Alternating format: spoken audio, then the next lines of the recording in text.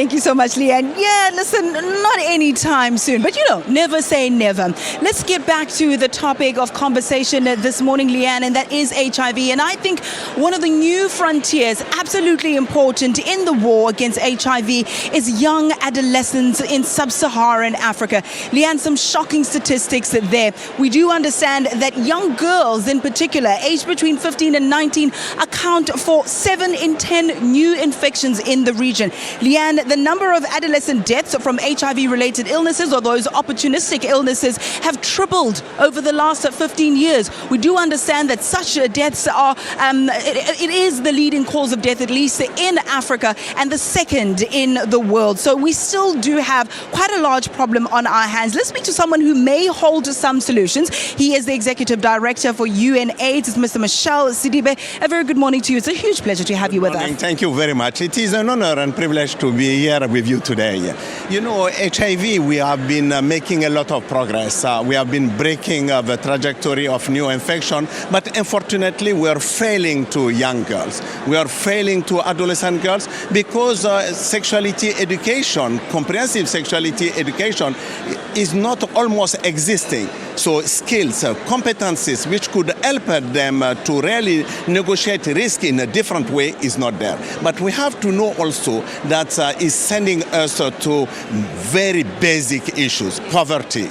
If people are taken hostage by their social status, if they cannot really be able to negotiate their sexuality in more responsible manner, it's very difficult. So we need to really make sure that we keep girls at school. We need to make sure that we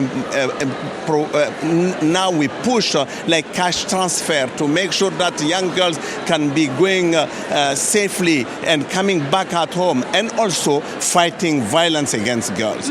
So the socioeconomic conditions that you speak about there are also behavioral problems that need to be addressed, but more importantly, and I think something that's not emphasized a lot, biology. Let's talk about the human physique of a woman and how it makes them more susceptible to having HIV infection than their male counterparts. Yes, they are more vulnerable. That is more easy to transmit the virus to young girls. But what is really shocking, those young girls are not infected by their peers. They are infected by older men.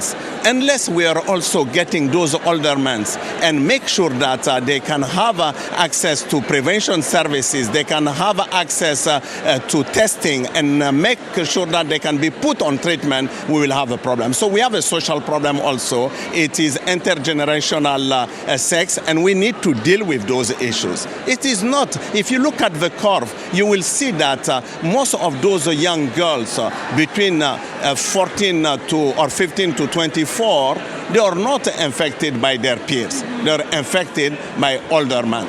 You spoke about dealing with the problem. How would you say South Africa is dealing with the problem? I am very proud to be here. That's why I'm here for the 1st December, because South Africa changed completely the narrative about HIV/AIDS. We move from denial to taking responsibility. This country today is putting more than 3,200,000 people on treatment. That is the biggest program of treatment in the world. But they reduce also the number of transmission from mother to child, from 70,000 babies born just few years back, 5 years back, to less than 7,000 babies born. But we still need to work very hard to reach our young adolescents. We still have young girls, 2,300 girls being infected every week by HIV in South Africa, and that is certainly one of our biggest challenges. I'm sure we also strive to be like Cuba in 2015, being the first country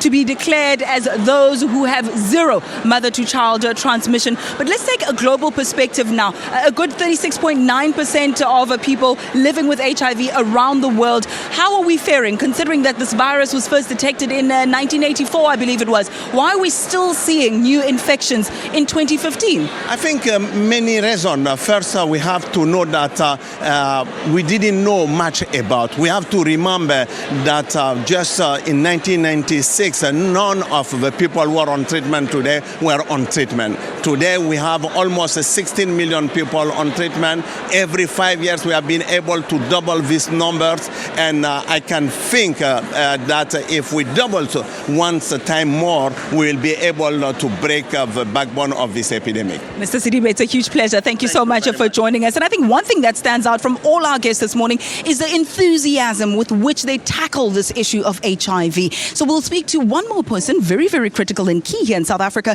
when it comes to the virus, and that is Dr. Aaron Motsoaledi. He is the health minister. Do stay with us for that.